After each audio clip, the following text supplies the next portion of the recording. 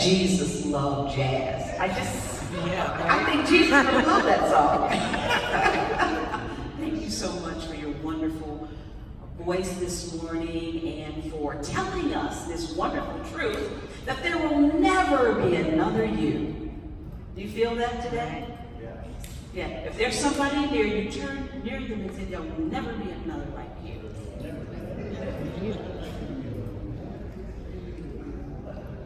And if there's no one near you, just touch yourself and say, there'll never be another like me. And there'll never be another Charline. Me, you, me, us. Good morning. Good morning. Okay, let's try that again. Good morning. Good morning. Wonderful. It is so good to be with you this morning.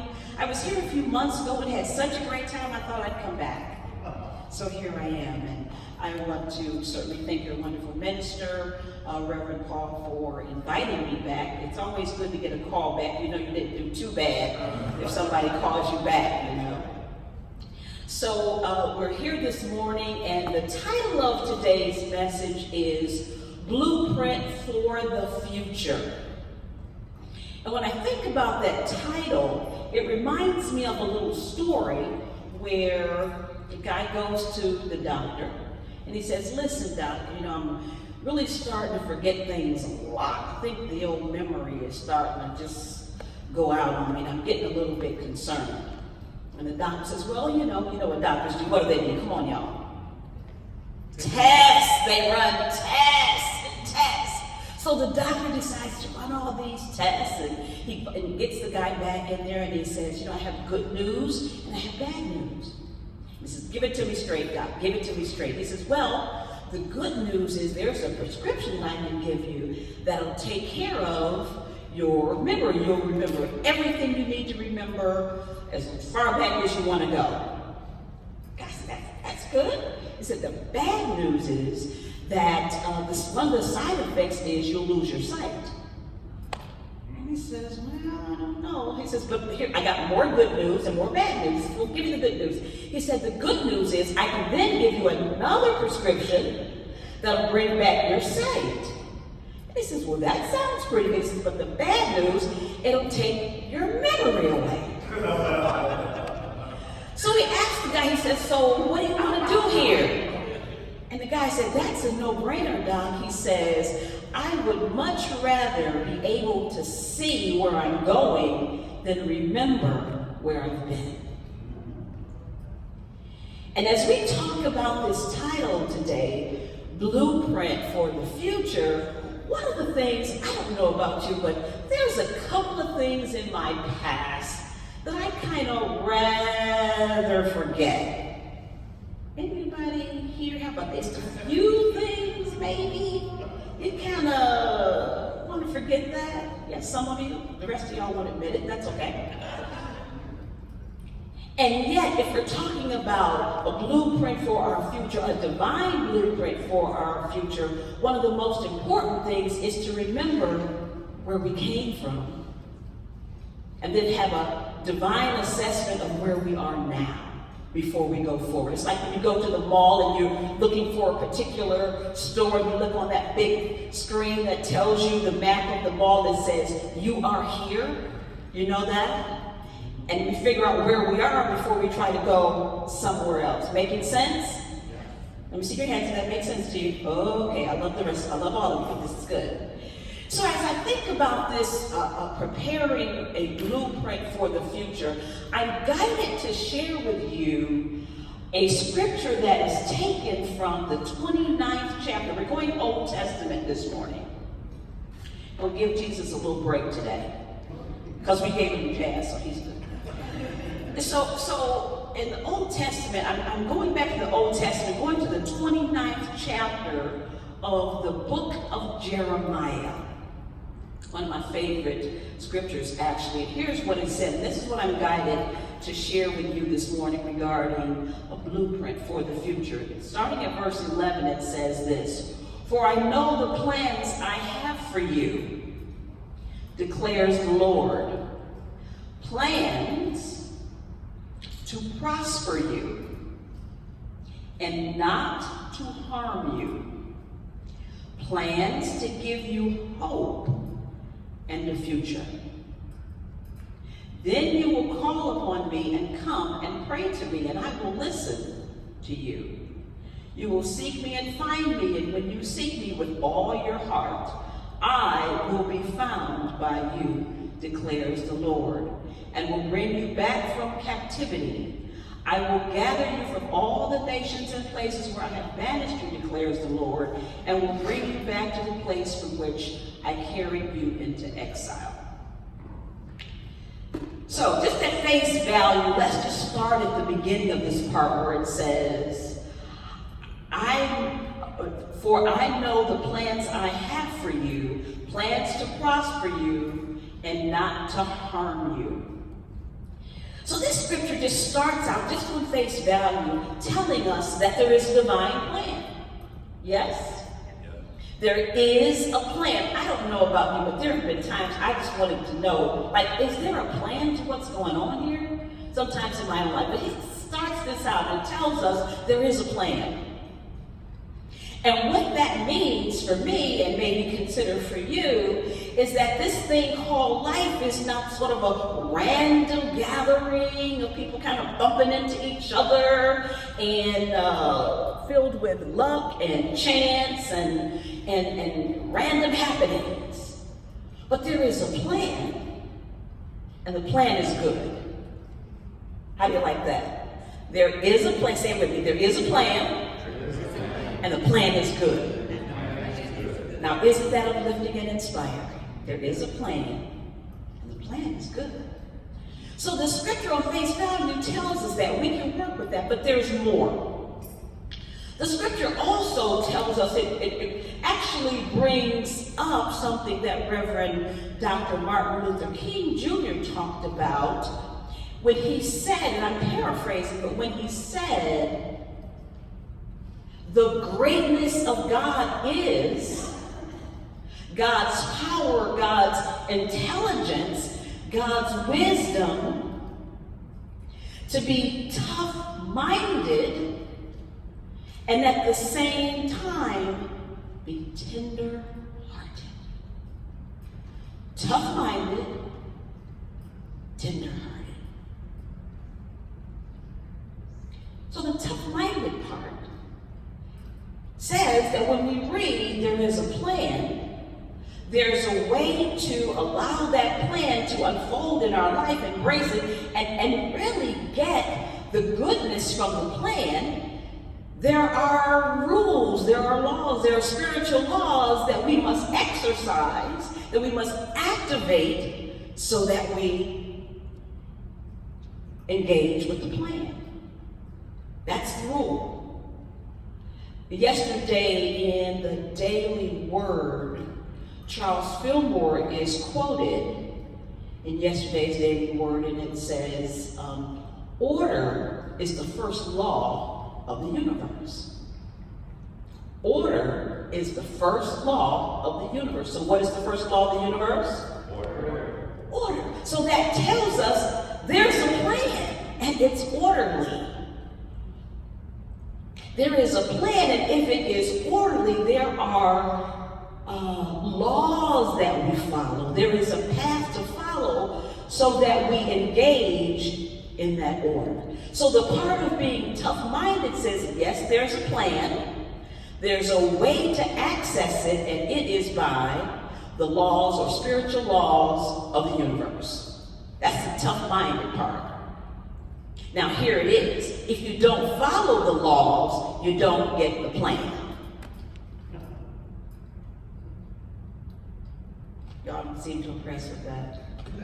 You don't follow the laws, you don't get the plan. Doesn't that just make sense? So that's the tough-minded aspect that we're talking about in this. The tender-hearted part is that even if you don't follow the laws, activate the plan, that God has this, I like to think of it as a divine safety net, and it's called grace. You've heard of it, yes? You're living it every day. That the compassion, the mercy, the grace of God will always, always, always, no matter what we've done, bring us to a place, to a point where we're going to be okay. That's where the healing has a chance to be made manifest. That's where restoration comes from, renewal comes from. That's where reconciliation comes from. That divine safety net, so that when the mic goes in, the mic goes out. It's right there. Right. Right there? Yeah. There it is. Hello. I have to come and sing again. So that divine safety net is the tender-heartedness of God.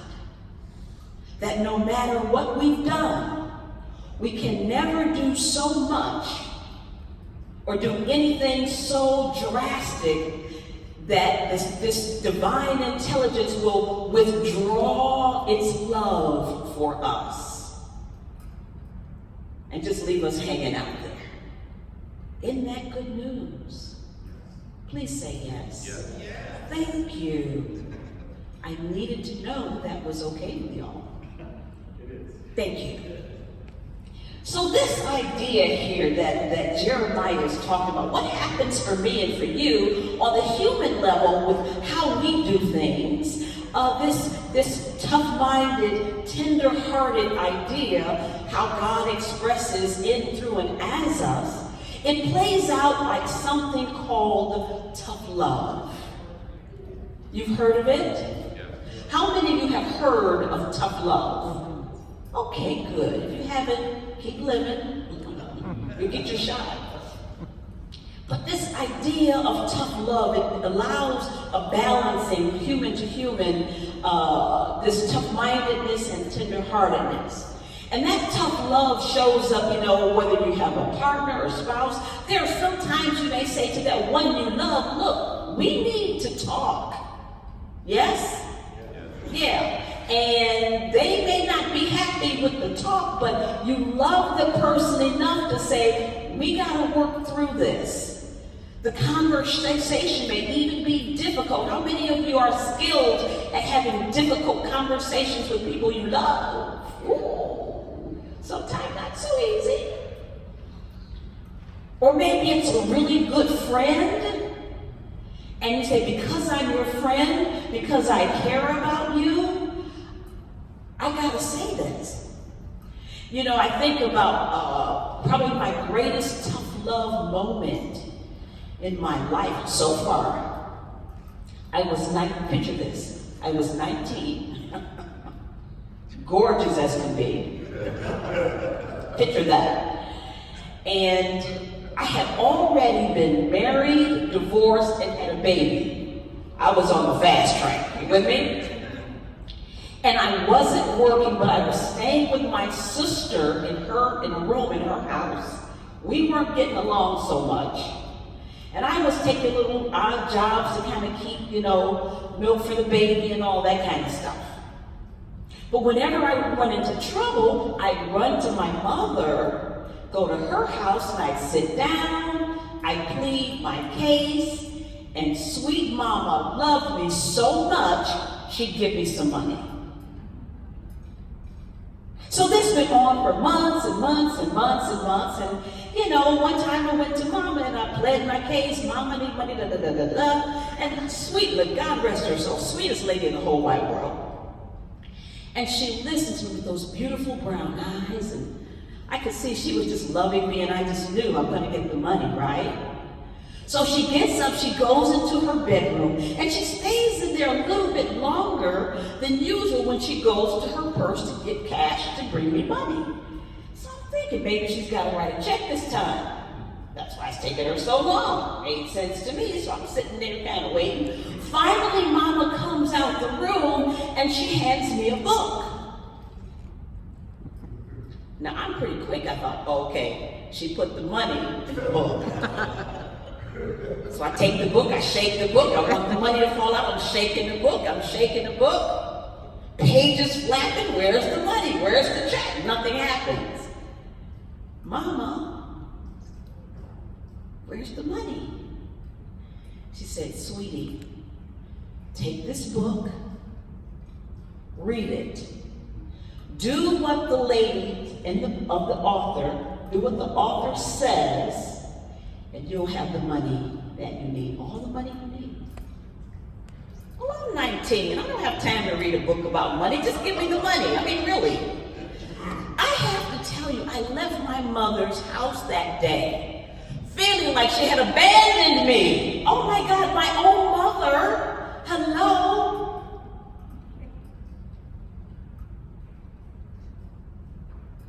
How could she do this to me? Her baby girl.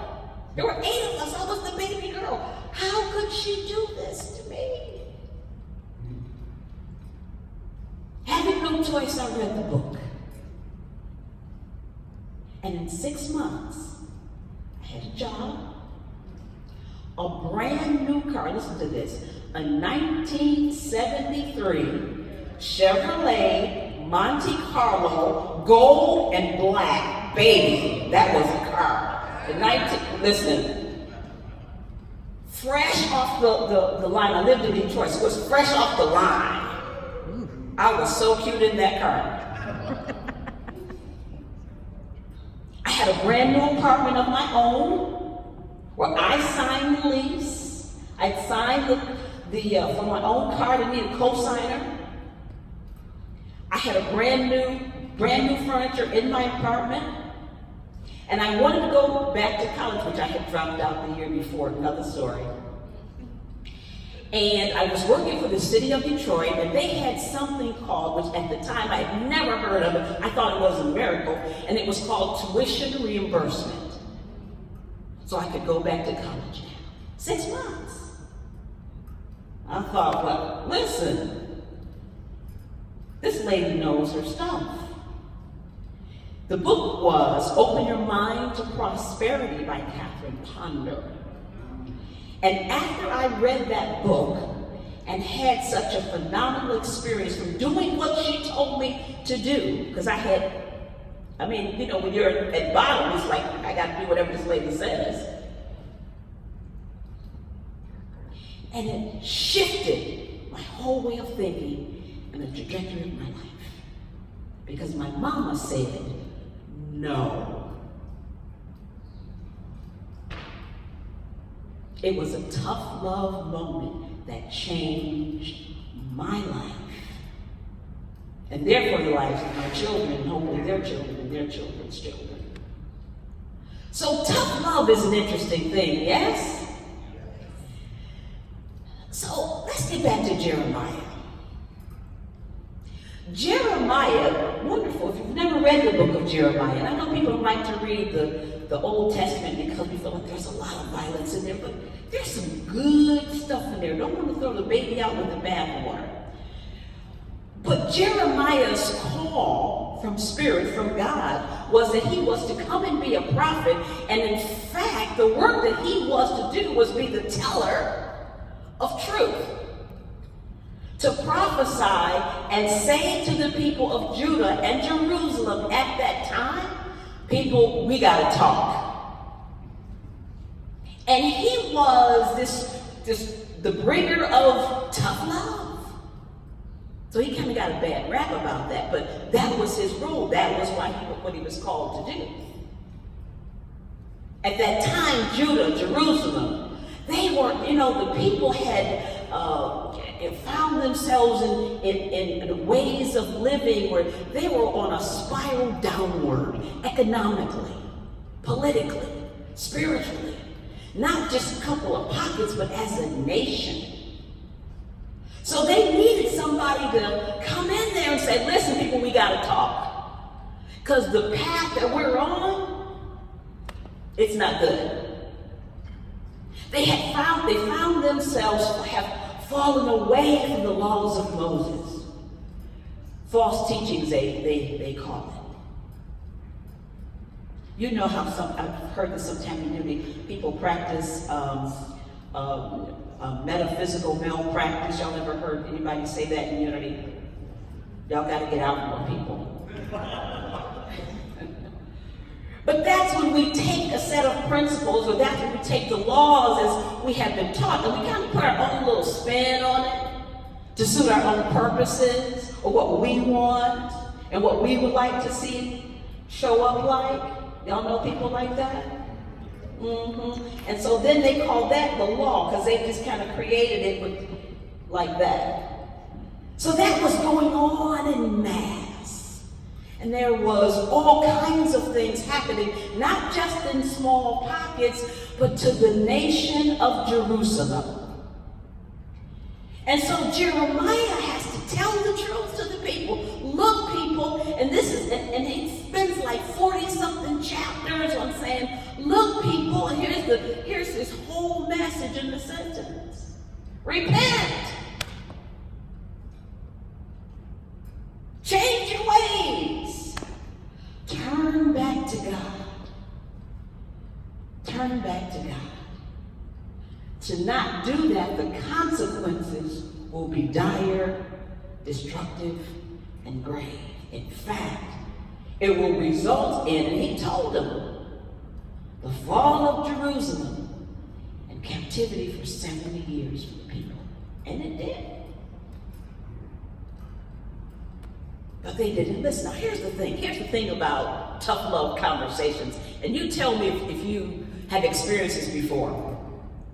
So it's kind of like me and my mother had that conversation, and when she first gave me the tough love and gave me the book and was like, no, I'm not giving you any money today, here's a book to read, I was really upset with her. Well, sometimes people stay upset.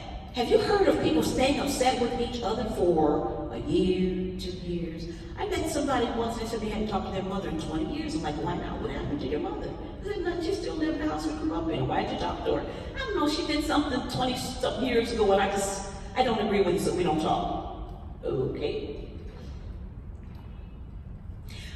The challenge with tough love conversations is sometimes people get stuck in the negative part of it instead of taking that and saying, okay, what can I learn from this experience to make my life better? Because I could have taken that book and been very upset with my mother, never read it and said, my mother disowned me. Boy, but what a blessing I would have missed. What a transformative life I would have deprived myself of. And that's what happened to the Jews who said, Jeremiah, he actually got a bad rap because he began to be known as the prophet of doom. He's always talking this negative stuff. We don't want to hear it. But what happened is, when you pick and choose and you latch on to the negative, it prevents us from seeing the positive. How many of you know that? When you latch on to the negative and you're holding on to the negative, you miss the positive. Yes? So let me read this part again, because this really is one of my favorite scriptures. And if you're working with something in particular, I would invite you to just read Jeremiah 29:11 over and over again. I must have read this verse every day for 6 months when I was planning on and knew that I was nearing a time when I was going to leave my church and do something else. I know Spirit was calling me to do something else and to do this work, but I wasn't sure what it was or how I was going to get it going or anything. So I did this scripture over and over again, probably for about 6 months. And here, let me just read this part again. For I know the plans I have for you, plans to prosper you and not to harm you, plans to give you hope and a future. So if you latch onto the negative of all the stuff he's saying, because if you don't do this, all this negative stuff is going to happen, you'll miss this part right here. There's a plan. There is a divine plan, and it is unfolding, and it is one that will prosper us and allow us to live in what I believe is this divine blueprint where there is hope for a better day. Making sense? To some of you. If y'all don't let me know if this is making sense, I'll just have to keep talking till 3 o'clock. astounding. So this idea for me and for you, this plan, this divine plan, as Charles Fillmore talks about order being the first law of the universe, and this orderly plan that is working its way in, through, and as us, it has a chance to unfold in and through us if we do as the prophet Jeremiah tried to tell the people years and years ago. The scripture goes on to say, well, pray and ask me what is yours to do.